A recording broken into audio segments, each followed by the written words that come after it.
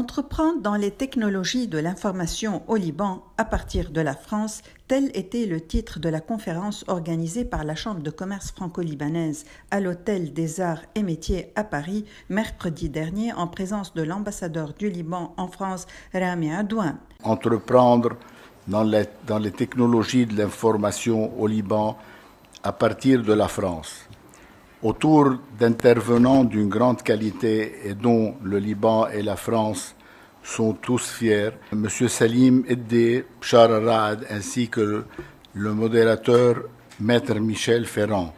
Cette conférence avait pour objectif de traiter le cas de technologies de l'information, de l'informatique en général, au Liban à partir de la France. Donc on est vraiment au cœur de la mission de la Chambre de commerce franco-libanaise, qui est bien de dynamiser la coopération économique entre la France et le Liban. Nous avons une stratégie assez forte, assez intéressante, qui est premièrement de travailler tout ce qui permet de créer du lien, ce qu'on appelle en anglais du networking.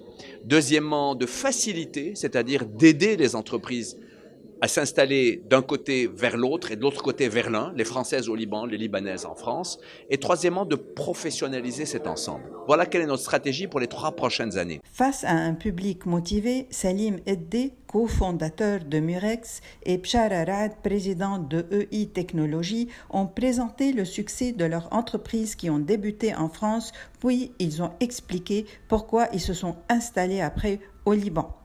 Eddé a donné l'exemple de l'Irlande, devenue aujourd'hui un des pays les plus attractifs dans le domaine des TIC au niveau planétaire. Qu'est-ce qui a permis à l'Irlande, qui était un pays où le produit national brut par habitant était le même dans les années 70 qu'au Liban, d'avoir maintenant un produit national brut par habitant qui est 10 fois celui du Liban? Les Irlandais, bien sûr, avec l'aide européenne, mais ils l'ont utilisé à bon escient, ont misé sur toute l'infrastructure, ont complètement rénové leur infrastructure, les télécommunications, l'informatique, ont misé sur l'informatique, ont misé sur toutes les œuvres de l'esprit où on a besoin surtout de la tête des gens. On n'a pas besoin de capital, on a besoin de gens valables. Il faudrait vraiment voir ce qui a été fait ailleurs, ce qui a réussi ailleurs dans des pays comme l'Irlande et essayer d'appliquer ça chez nous. Peut-être en 2 mots, EI Technologies, ce qu'on fait. L'idée au départ, c'était en 2007. 2007, si vous vous souvenez, c'est l'arrivée de l'iPhone, c'est les réseaux sociaux qui commencent à être utilisés de manière beaucoup plus large.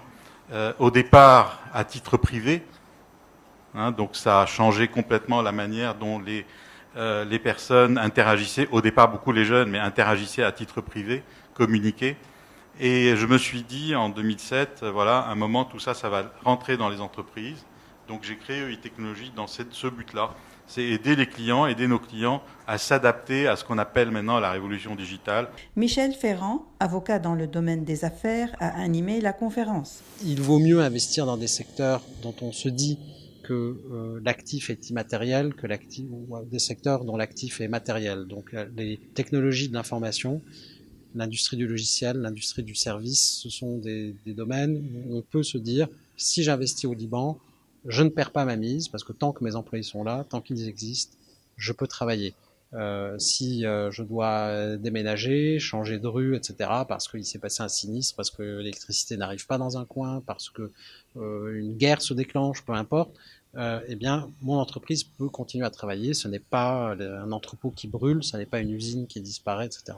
Après la conférence, l'ambassadeur du Liban, Rami Adouane, a offert un déjeuner en l'honneur des membres de la Chambre de commerce franco-libanaise à sa résidence. L'ambassadeur Adouane a souligné à cette occasion que les TIC sont aujourd'hui un atout majeur. Il a exhorté les investisseurs franco-libanais à jouer à travers la Chambre un rôle de premier plan afin de drainer vers le pays du Cèdre ses investissements étrangers. La Chambre de commerce franco-libanaise, qui fêtera l'année prochaine ses 70 ans, a annoncé durant le colloque l'organisation d'une série de conférences qui couvriront plusieurs secteurs dans le domaine de l'économie et du patrimoine.